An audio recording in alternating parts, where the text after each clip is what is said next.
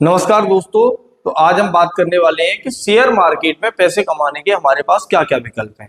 ठीक है, तो आज सीधी सी बात करते हैं, इधर उधर की बात नहीं करेंगे। शेयर बाजार में कमाई करने के जो मेन साधन है वो कुल 6 प्रकार से हम शेयर मार्केट में एक तरह से ट्रेडिंग कर सकते हैं या अपने पैसे बना सकते हैं। तो पैसे बनाने का जो सबसे अच्छा तरीका है और सबसे कारगर तरीका वो है इन्वेस्टमेंट। तो वो इन्वेस्टमेंट का मतलब होता है जैसे कि हम किसी पौध को लगाते हैं, जैसे बीज डाला हमने, बीज डाला, फिर उसके बाद वो छोटा सा पौधा बनेगा, फिर पौधा धीरे धीरे बड़ा होकर पेड़ बनेगा, उस पेड़ पर फल आएंगे। तो ऐसे ही इसी तरीके से सेम होता है हमारा निवेश, कि अगर हम कोई कंपनी है उसमें इन्वेस्टमेंट कर रहे हैं और वो इन्वेस्टमेंट हम सिस्टमेटिक वे में करते चले, धीरे धीरे धीरे धीरे उसके कई सारे शेयर जुटा लें, तो जब वो कंपनी ग्रो करेगी तो उसके साथ साथ हमारा पैसा भी ग्रो करेगा। ठीक है, इन्वेस्टमेंट में हम लॉन्ग टर्म के लिए भी कर सकते हैं, शॉर्ट टर्म के लिए भी कर सकते हैं। शॉर्ट टर्म मतलब स्विंग ट्रेड, जैसे कुछ दिनों के लिए हमने पैसे लगाए, हमें लग रहा है कि कुछ समय बाद इस पर्टिकुलर शेयर का प्राइस बढ़ने वाला है, तो हम उसमें स्विंग ट्रेड ले सकते हैं 10 दिन के लिए, 15 दिन के लिए या एक हफ्ते के लिए। और एक और ऑप्शन होता है हमारे पास कि हम BTST, जैसे by today and cell tomorrow, ये भी कर सकते हैं इन्वेस्टमेंट में। ठीक है, फिर दूसरा ऑप्शन है हमारे पास स्पेकुलेशन। स्पेकुलेशन का मतलब इसमें आता है कि जो शेयर्स हैं वो कुछ समय के लिए, बहुत ही कम समय के लिए हम ले सकते हैं। स्पेकुलेशन में इंट्राडे का मतलब होता है कि अगर आज ही आपने कोई शेयर खरीदा है तो वो पोजीशन आपको जब मार्केट क्लोज होगा उससे पहले क्लोज करनी पड़ेगी, यानी कि आपको शेयर जो खरीदे हैं वो बेचने पड़ेंगे और अगर बेचे हैं तो खरीदने पड़ेंगे। और डेरिवेटिव पोजीशंस का मतलब है एक तरह से जो फ्यूचर एंड ऑप्शन होता है, तो जो फ्यूचर एंड ऑप्शंस के हम जो लॉट्स खरीदते हैं उनको हम बोलते हैं डेरिवेटिव पोजीशन। तीसरी चीज आती है इसमें हेजिंग और आर्बिट्रेज। तो जो हेजिंग है, हेजिंग का मतलब होता है, तो वो हेजिंग अपने आप में एक सेफ ट्रेडिंग का तरीका है, लेकिन हेजिंग करने के लिए आपके पास पैसे होने चाहिए। पैसे होने चाहिए का मतलब है आपके पास ज्यादा, अगर आपके पास 5,000 है, 10,000 है, 1,00,000 रुपए है और उससे आप हेजिंग करना चाह रहे हो तो आप गलत सोच रहे हो, आप उससे हेजिंग नहीं कर सकते हो। हेजिंग करने के लिए हमें बाई करने के साथ साथ सेल भी करना होता है। जैसे कि मान लो हमने कोई पर्टिकुलर शेयर खरीदा 5,000 रुपए का और कोई लॉट खरीद लिया, अब उसके रेस्पेक्ट में हमें लग रहा, हमने मार्केट बढ़ने के लिए खरीदा था लेकिन हमारे हिसाब से मार्केट बढ़ा नहीं, मार्केट डाउन हो गया। जब मार्केट डाउन हुआ तो हमने अपना जो बाई किया था उसको कहीं ना कहीं सेल भी कर दिया।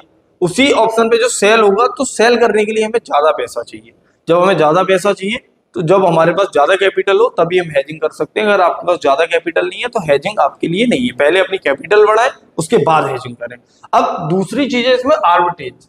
ये पैसे कमाने का एक ऐसा तरीका है कि इसमें आपको कोई रिस्क ही नहीं है, लेकिन आज के टाइम पे ये काम करना थोड़ा सा मुश्किल काम हो गया है, क्योंकि पहले जब ये NSE और BSE जो ट्रेडिंग प्लेटफॉर्म्स हैं ये हमारे ऑनलाइन नहीं थे, तो इनके जो भाव होते हैं, जैसे BSE है और NSE, मान लेते कोई पर्टिकुलर शेयर है, उसका भाव BSE पे 200 रुपए है, वहीं NSE पर उसका भाव 205 रुपए है। ऐसा पहले होता था जब पेपर पे ट्रेडिंग चलती थी, ऑनलाइन प्लेटफॉर्म अवेलेबल नहीं थे, तो लोग क्या करते थे कि BSE पे शेयर खरीद लिया और NSE पे बेच दिया, तो जो बीच का उनका होता है वो प्रॉफिट उनको मिल गया।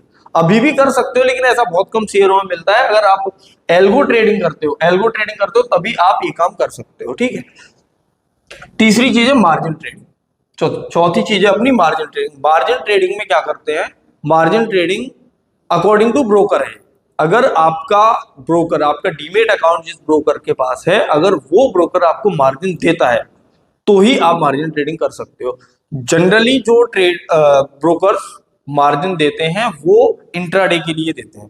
इंट्राडे का मतलब है कि आप आज ही खरीदोगे आज ही बेचोगे। उसमें होता क्या है, मार्जिन कैसे मिलता है कि मान लो कि हमारे पास 100 शेयर खरीदने के या 100 रुपए का एक शेयर खरीदने का पैसे, लेकिन हम उसी शेयर से, मान लो हमारे ट्रेडर ने हमें जो मार्जिन दिया वो 10x का दे दिया। 10x का मतलब आप 100 रुपए लगाओगे, लेकिन आप जो शेयर खरीद सकते हो वो 1,000 रुपए के खरीद सकते हो।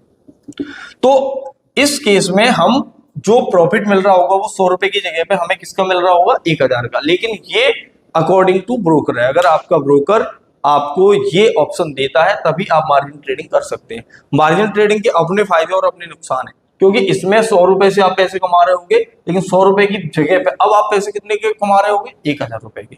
लेकिन हाँ, इस बात का भी ध्यान रहे कि पहले जो लॉस होता वो आपका एक ही शेयर के हिसाब से होता। 100 रुपए का एक शेयर खरीदा है, वो जितना डाउन जाएगा उतना ही आपका पैसा कम होगा। लेकिन अब आपके पास 10 शेयर होंगे, अब जो आपका घाटा होगा वो 10 शेयर के हिसाब से होगा, घाटा भी 10 शेयर के हिसाब से होगा और फायदा भी 10 शेयर के हिसाब से होगा।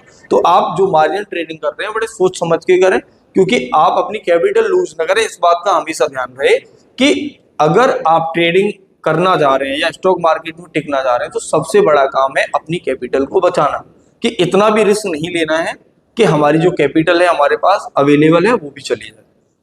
ठीक है, पांचवा ऑप्शन है हमारा डिविडेंड की आय। डिविडेंड की आय का मतलब होता है कि जैसे आपने कोई शेयर खरीद रखे हैं, अब उन शेयरों पे जो कंपनियां हैं, जो अच्छी कंपनियां जो प्रॉफिट में आ रही हैं, अच्छा खासा प्रॉफिट कमा रही हैं क्वार्टरली या ईयरली, तो वो क्या करती हैं, अपने शेयर होल्डर्स को जो प्रॉफिट आता है उसका कुछ हिस्सा शेयर होल्डर को रिटर्न कर देती हैं, बजाय कंपनी में इन्वेस्टमेंट के। तो उस केस में आपके पास जैसे मान लो आपने आईटीसी कंपनी है कोई, और आईटीसी के आपने 100 शेयर खरीदे हुए हैं।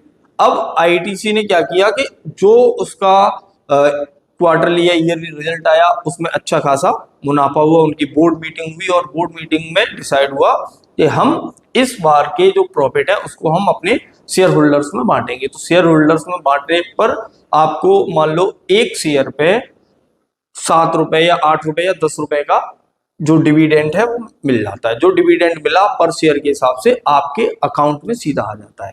ठीक है, तो ये भी एक तरीका होता है कि आप उन शेयर्स को खरीदें जो डिविडेंड देते हो, और जो शेयर डिविडेंड देते हैं तो आपका इन्वेस्टमेंट तो उसमें है ही, प्लस वो जो शेयर का प्राइस बढ़ रहा है वो तो एक अलग प्रॉफिट है, लेकिन ये एक नए प्रकार का प्रॉफिट जो आपके लिए ये मान लो कि मुफ्त का प्रॉफिट आ गया।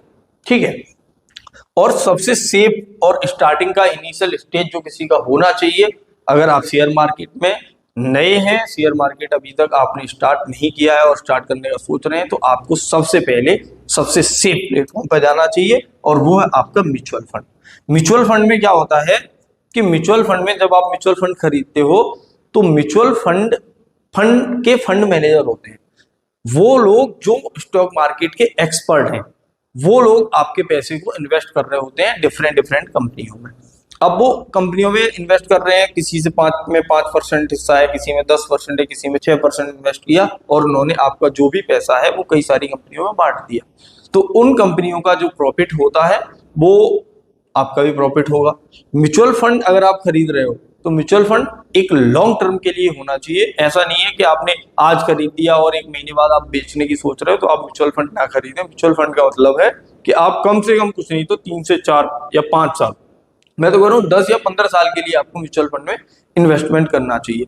अब तो इन म्यूचुअल फंड को खरीदने के लिए हमारे पास ऑप्शन आ गए SIP, सिस्टमेटिक इन्वेस्टमेंट प्रोसेस। तो सिस्टमेटिक इन्वेस्टमेंट करें, जैसे कि आपको लग रहा है कि आप हर महीने 1000 रुपए इन्वेस्ट कर सकते हैं, आपके पास 1000 रुपए हैं जिन्हें आप बचा सकते हैं, तो वो 1000 रुपए का आप कोई म्यूचुअल फंड अपना सेलेक्ट करिए और उस म्यूचुअल फंड में 1000 रुपए की SIP स्टार्ट कर दीजिए। 1000 रुपए पर्टिकुलर डेट पे आपके अकाउंट से कटते रहेंगे और आपके जो मेन म्यूचुअल फंड है उसमें ऐड होते जाएंगे, और धीरे धीरे करके आप पाओगे कि जो आप 1000 रुपए करके दे रहे थे वो कभी करोड़ों में भी पहुंच सकता है। ठीक है, तो ये हमारे पास ऑप्शंस हैं कि हम शेयर मार्केट से किस तरह से कितने प्रकार से कमाई कर सकते हैं।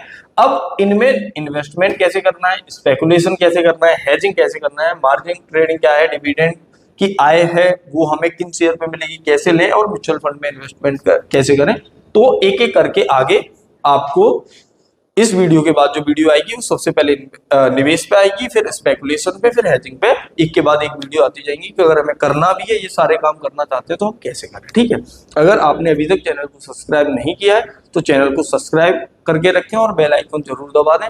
अगर आपको हमारी वीडियो पसंद आती है, इंफॉर्मेटिव है आपके लिए, तो वीडियो को लाइक जरूर करें। धन्यवाद।